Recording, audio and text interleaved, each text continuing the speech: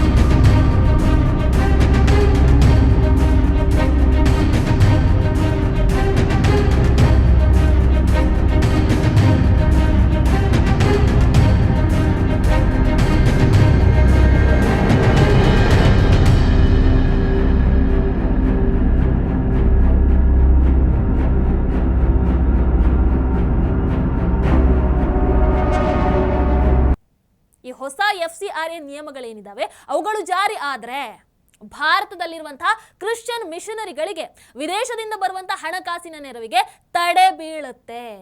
ಅಷ್ಟೇ ಅಲ್ಲ, ಹೊಸ FCRA ನಿಯಮಗಳ ಪ್ರಕಾರ ಯಾವುದೇ NGO ಮತಾಂತರ ಚಟುವಟಿಕೆಗಳಲ್ಲಿ ತೊಡಗೋದಕ್ಕೆ ಅವಕಾಶ ಇರಲ್ಲ. ಹಾಗಾಗಿ ಅಂತಹ ಒಂದಷ್ಟು ರೀಸನ್ಸ್ಗಳು ಈ CJP ಪ್ರತಿಭಟನೆ ಜೊತೆಗೂ ಕೂಡ ಕೈಯನ್ನು ಜೋಡಿಸಿದ್ವು. ಸೊ ಈ ತಿದ್ದುಪಡಿಯಿಂದ ಏನಾಗುತ್ತೆ, ಒಂದಷ್ಟು ವರ್ಷಗಳಿಂದ ಭಾರತದಲ್ಲಿರುವಂತಹ NGOಗಳಾಗಿರ್ಬೋದು, ಆಕ್ಟಿವಿಸ್ಟ್ಗಳಾಗಿರ್ಬೋದು, ಪತ್ರಕರ್ತರಾಗಿರ್ಬೋದು, ಇನ್ನೊಂದಷ್ಟು ವಿಶೇಷ ಸಂಘಟನೆಗಳಿಗೆ ಏನು ಹಣ ಬರ್ತಾ ಇತ್ತಲ್ವಾ, ವಿದೇಶಿ ಫಂಡಿಂಗ್ ಏನಿತ್ತು, ಆ ಜಾಲಕ್ಕೆ ದೊಡ್ಡ ಹೊಡೆತ ಬೀಳುತ್ತೆ. ಇಲ್ಲಿವರೆಗೆ ದೊಡ್ಡ ಪ್ರಮಾಣದಲ್ಲಿ ವಿದೇಶಿ ಹಣ ಬರ್ತಾ ಇತ್ತು. ಆ ಹಣದ ಆಧಾರದ ಮೇಲೆ ಅನೇಕ ಸಂಘಟನೆಗಳು ತಮ್ಮ ಕೆಲಸವನ್ನು ಮಾಡ್ಕೊಂಡು ಹೋಗ್ತಾ ಇದ್ವು. ಆದರೆ ಈಗ ಕಠಿಣ ನಿಯಮಗಳಾಗಿರ್ಬೋದು, ಪರ್ಪಸ್ ಸ್ಪೆಸಿಫಿಕ್ ಆಗಿರ್ಬೋದು, ಜಿಯೋಗ್ರಫಿ ಸ್ಪೆಸಿಫಿಕ್ ನೋಂದಣಿ ಆಗಿರ್ಬೋದು, ಇವೆಲ್ಲದರಿಂದ ಆ ನಿಧಿಯ ಪ್ರಮುಖ ಮೂಲ ಏನಿದೆ ಆಲ್ಮೋಸ್ಟ್ ಮುಚ್ಚುವಂತ ಪರಿಸ್ಥಿತಿ ಬರುತ್ತೆ. ಈ ಬದಲಾವಣೆಗಳ ವಿರುದ್ಧ ಅಮೆರಿಕದೊಂದಷ್ಟು ಪ್ರಮುಖ ರಾಜಕಾರಣಿಗಳು ಕೂಡ ಬಹಿರಂಗವಾಗಿ ಪ್ರತಿಕ್ರಿಯೆಯನ್ನು ಕೊಟ್ಟಿದ್ರು. ಅಂತಂದ್ರೆ ಒಂದು ಬರೀ ಮ್ಯಾಚನ್ನು ಮಾಡಿ ಯಾರ್ಯಾರಿಗೆ ಇದರಿಂದ ಕಷ್ಟ ಆಗುತ್ತೆ, ಯಾಕೆ ಮೋದಿ ಸರ್ಕಾರದ ವಿರುದ್ಧ ಇವರೆಲ್ಲ ರೊಚ್ಚಿಗೆದ್ದು ಬಿಟ್ಟಿದ್ದಾರೆ ಅಂತ. ಇಲ್ಲಿ FCRA ನಿಯಮಗಳ ಪರಿಣಾಮ ಕೇವಲ NGOಗಳ ಮೇಲೆ ಮಾತ್ರ ಅಲ್ಲ, ಒಂದಷ್ಟು ಪತ್ರಕರ್ತರಾಗಿರ್ಬೋದು, ಅವರ ಜಾಲಗಳ ಮೇಲೂ ಕೂಡ ಬೀಳ್ತಾ ಇದೆ. ಸೊ ಇದೇ ಕಾರಣಕ್ಕೆ ಅಂಥವರು ಈ CJP ಚಳುವಳಿಗಳ ಜೊತೆಗೆ ತಮ್ಮ ಕೈಯನ್ನ ಜೋಡಿಸಿದ್ದಂಥದ್ದು. ಫಾರ್ ಎಕ್ಸಾಂಪಲ್, ಈಗ ಸೋನಮ್ ವಾಂಗ್ಚುಕ್ ಅವರನ್ನು ತಗೊಳ್ಳೋಣ. Students education and cultural movement of Ladakh ಸಂಸ್ಥೆಯ FCRA ಪರವಾನಗಿಯನ್ನ ನಿಯಮ ಉಲ್ಲಂಘನೆಗಳ ಆರೋಪದ ಹಿನ್ನೆಲೆಯಲ್ಲಿ ಈಗಾಗಲೇ ರದ್ದುಗೊಳಿಸಲಾಗಿದೆ. ಇದಲ್ಲದೆ ಅವರ ಮತ್ತೊಂದು ಸಂಸ್ಥೆ Himalayan institute of alternatives Ladakh, ಇದರ ವಿರುದ್ಧ ಕೂಡ ಸಿಬಿಐ ತನಿಖೆ ನಡೀತಾ ಇದೆ. ಅಂದ್ರೆ ಈ FCRAಯ ಹೊಸ ನಿಯಮಗಳ ಅಡಿಯಲ್ಲಿ ಇಂತಹ ಸಂಸ್ಥೆಗಳ ಮೇಲೆ ಇನ್ನಷ್ಟು ಕಟ್ಟುನಿಟ್ಟಿನ ಮೇಲ್ವಿಚಾರಣೆ ಬರುತ್ತೆ.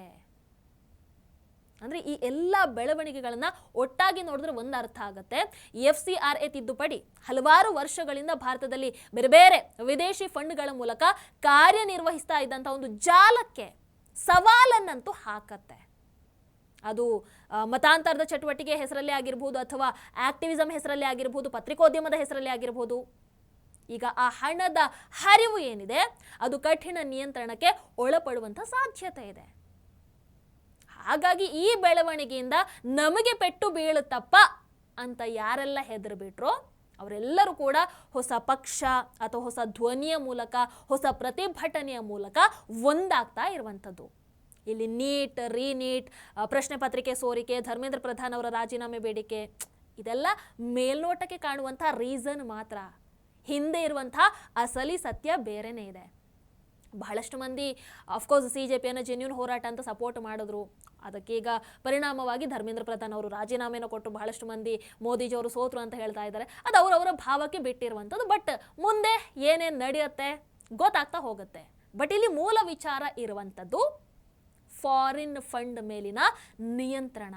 ವೀಕ್ಷಕರ, ಈ ಮಸೂದೆಯ ಅತ್ಯಂತ ಪ್ರಮುಖ ಅಂಶ ಏನಪ್ಪಾ ಅಂತಂದ್ರೆ, ಯಾವುದಾದ್ರೂ NGOದ FCRA ಪರವಾನಗಿ ರದ್ದಾದ್ರೆ ಅಥವಾ ಅಮಾನತುಗೊಂಡ್ರೆ, ಸೆಲ್ಫ್ ಸರೆಂಡರ್ ಮಾಡಿದ್ರೆ ಅಥವಾ ನವೀಕರಣ ಆಗದೇ ಇದ್ರೆ ಅದಕ್ಕೆ ಒಂದು ಡೆಸಿಗ್ನೇಟೆಡ್ ಅಥಾರಿಟಿಯನ್ನು ರಚನೆ ಮಾಡಲಾಗತ್ತೆ. ಸೊ ಈ ಪ್ರಾಧಿಕಾರ ಏನು ಮಾಡುತ್ತೆ, ವಿದೇಶಿ ನಿಧಿಯಿಂದ ನಿರ್ಮಾಣ ಆಗಿರುವಂಥ ಎಲ್ಲ ಆಸ್ತಿ, ಜಮೀನು ಆಗಿರಬಹುದು, ಕಟ್ಟಡ ಆಗಿರಬಹುದು, ಬ್ಯಾಂಕ್ ಖಾತೆಯಲ್ಲಿರುವಂಥ ಹಣ ಆಗಿರಬಹುದು, ಅವರ ಕಚೇರಿ ಆಗಿರಬಹುದು, ಎಲ್ಲ ಆಸ್ತಿಗಳನ್ನು ತನ್ನ ನಿಯಂತ್ರಣಕ್ಕೆ ತೆಗೆದುಕೊಳ್ಳುವಂಥ ಅಧಿಕಾರವನ್ನು ಹೊಂದಿರುತ್ತೆ.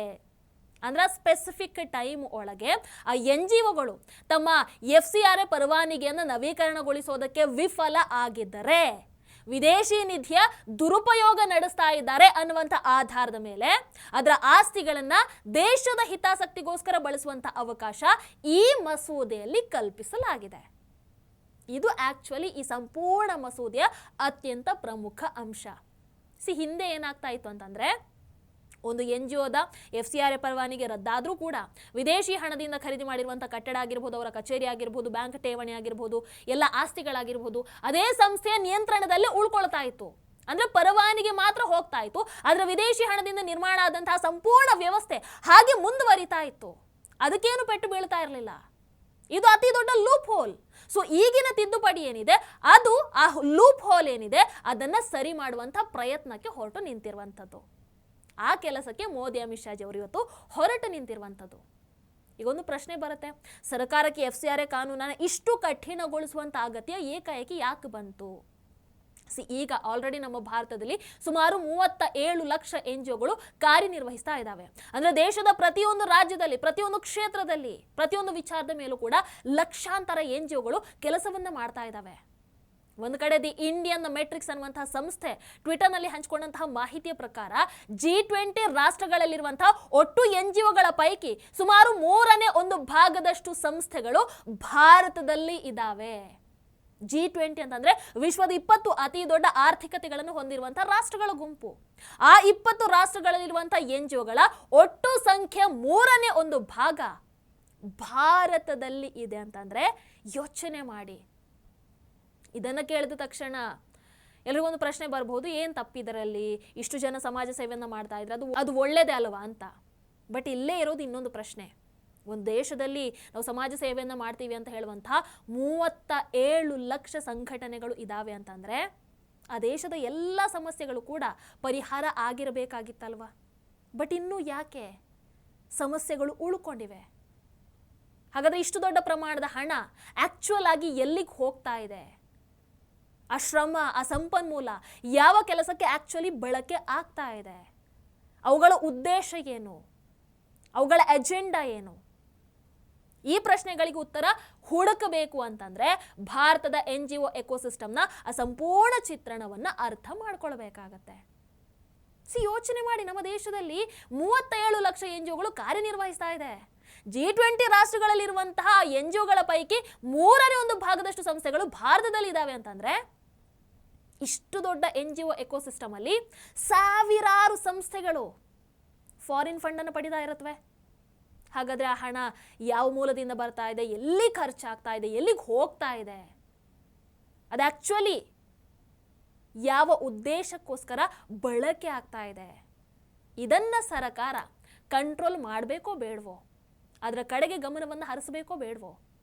ಸೊ ಈ ಸಂಪೂರ್ಣ ಚರ್ಚೆಯ ಕೇಂದ್ರ ಬಿಂದು ಕೇವಲ NGOಗಳು ಮಾತ್ರ ಅಲ್ಲ, ಈ ವಿದೇಶಿ ನಿಧಿಯ, ಈ ಫಾರಿನ್ ಫಂಡಿಂಗಿನ ಪಾರದರ್ಶಕತೆ ಆಗಿರಬಹುದು, ಆ ಹೊಣೆಗಾರಿಕೆ ಕೂಡ ಹೌದು.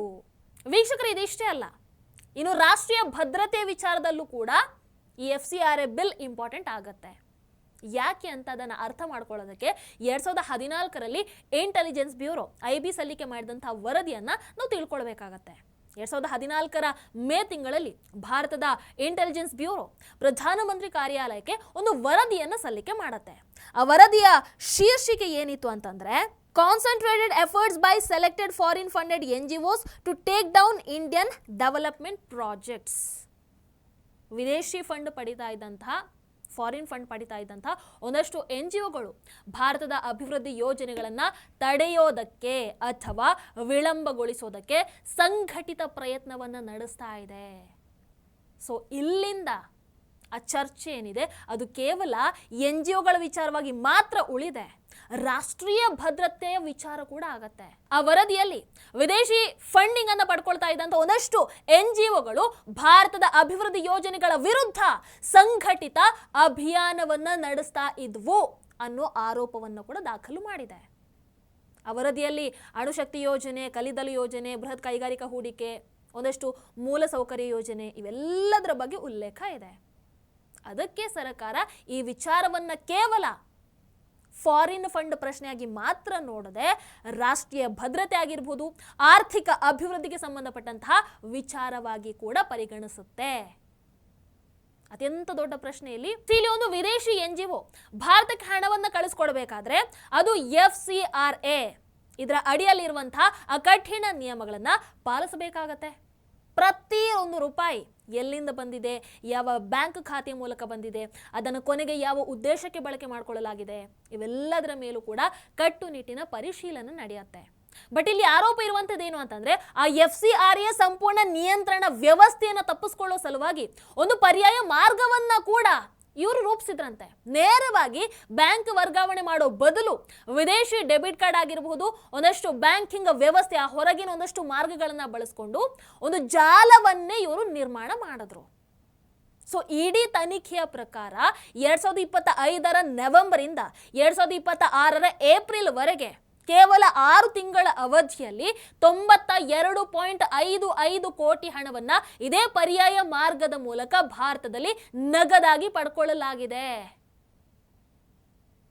ಯಾರು ಪಡ್ಕೊಂಡ್ರು, ಎಲ್ಲಿಗೆ ಹೋಗ್ತಾ ಇದೆ, ಏನ್ ಮಾಡ್ತಾ ಇದ್ದಾರೆ, ಯಾವುದಕ್ಕೆ ಬಳಕೆ ಮಾಡ್ಕೊಳ್ತಾ ಇದ್ದಾರೆ? ಸೊ ಈ ಒಂದು ಪ್ರಕರಣವನ್ನ ಕೇವಲ ಬ್ಯಾಂಕಿಂಗ್ ಅಕ್ರಮ ಅಥವಾ ಹಣಕಾಸಿನ ಅಕ್ರಮ ಅಂತ ಮಾತ್ರ ಪರಿಗಣಿಸೋದಕ್ಕೆ ಆಗಲ್ಲ.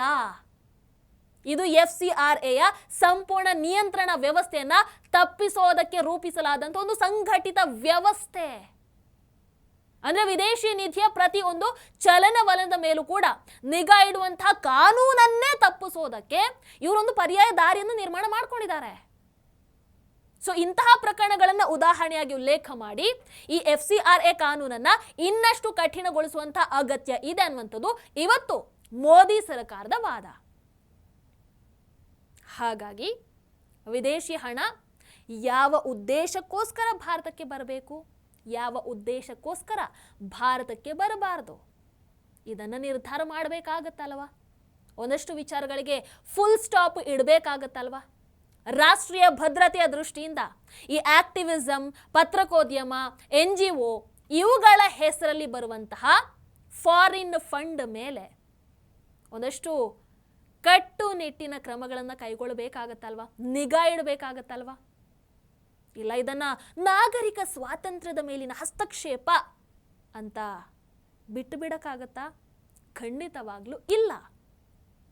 ಅದಕ್ಕೆ ಒಂದು ಬಾರಿ CJP ಪ್ರತಿಭಟನೆಯಲ್ಲಿ ಯಾರ್ಯಾರೆಲ್ಲ ಬಂದಿದ್ರು ಅವರೆಲ್ಲರ ಮುಖವನ್ನು ಒಂದು ಬಾರಿ ನೆನಪಿಸ್ಕೊಳ್ಳಿ ಅಷ್ಟೇ.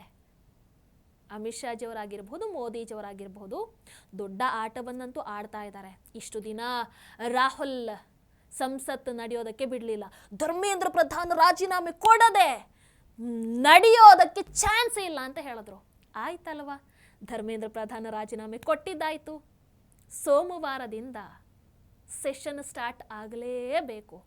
ಒಂದು ವಾರ ಮುಂದೂಡಿದ್ರಿ, ಬಟ್ ಮಂಡೆಯಿಂದ ಸೆಷನ್ ಸ್ಟಾರ್ಟ್ ಆಗಬೇಕು. ಒಂದಷ್ಟು ಮಹತ್ವದ ಬಿಲ್ಗಳು ಪಾಸ್ ಆಗಲೇಬೇಕು. ಆ ಬಿಲ್ಲಲ್ಲಿ ಇದೂ ಕೂಡ ಇದೆ, FCRA ಬಿಲ್ ಕೂಡ ಇದೆ. ಹಾಗಾಗಿ ನೋಡೋಣ. ಮೋದಿಜಿ ಸೋತಿದ್ದಾರೆ ಅಂತ ಬಹಳಷ್ಟು ಮಂದಿ ಅಂದುಕೊಂಡಿದ್ರೆ ಸಮಯ ಎಲ್ಲದಕ್ಕೂ ಉತ್ತರವನ್ನು ಕೊಡುತ್ತೆ. ಇಲ್ಲಿ ಯಾರು ಸೋತಿದ್ದು, ಯಾವುದಕ್ಕೋಸ್ಕರ ಸೋತರು, ಅದರ ಹಿಂದಿನ ಕಾರಣ ಏನು, ಮುಂದಿನ ದಿನಗಳಲ್ಲಿ ಗೊತ್ತಾಗತ್ತೆ. ನಮಸ್ಕಾರ. ಟಿವಿ ವಿಕ್ರಮ, ದೇಶ ನಿಮ್ಮ ಕೈಯಲ್ಲಿ.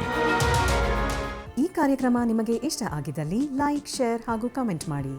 ಟಿವಿ ವಿಕ್ರಮದ ಕಾರ್ಯಕ್ರಮಗಳನ್ನು ನಿರಂತರವಾಗಿ ವೀಕ್ಷಿಸಲು ಸಬ್ಸ್ಕ್ರೈಬ್ ಮಾಡಿ, ಬೆಲ್ ಐಕನ್ ಒತ್ತಿ.